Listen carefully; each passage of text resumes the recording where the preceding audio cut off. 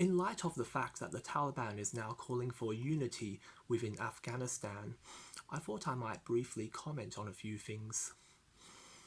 So first of all, a few days ago, a spokesperson from the Taliban has promised to uphold women's rights within the context of Islamic law.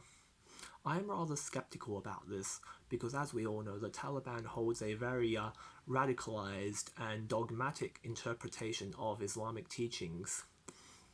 Obviously, their view of Islam and Islamic law does not represent the majority of Muslims living in Afghanistan. It does not represent the moderate Muslims' perspective on Islamic law. So when they say, within the limits of Islamic law, are they talking about their version, their radical version of Islamic law, or are they talking about, Islamic law in accordance with the moderate Muslims? Because, as I mentioned in a previous video, the Quran does contain many verses that talk about men and women being equal to one another. And the Prophet Muhammad even encouraged both men and women to pursue education, to seek knowledge and seek wisdom. And so restricting women from, being educated or from, working is not really an Islamic thing. It is very un-Islamic to prohibit women from being educated or from working.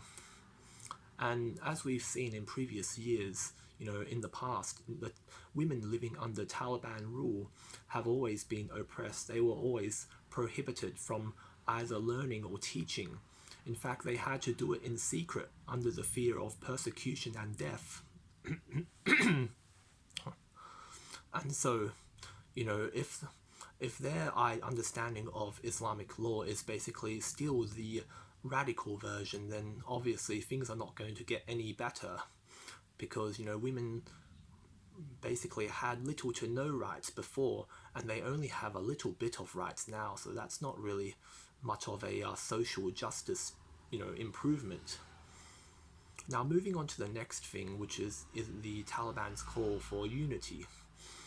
Now, I understand that they are calling for unity within, from the Muslim leaders and the Muslim communities. But what about those who are not part of the mainstream demographic? What about the non-Muslim demographic? What about the Christians and atheists? What about the LGBTQ community? What about the feminists? Are they also welcome and invited to partake in this concept of unity? Or are they going to continue to be forced to live underground under the fear of persecution and death? I think that pretty much brings me to the end of this video. I thank you for watching and hope you have a wonderful day.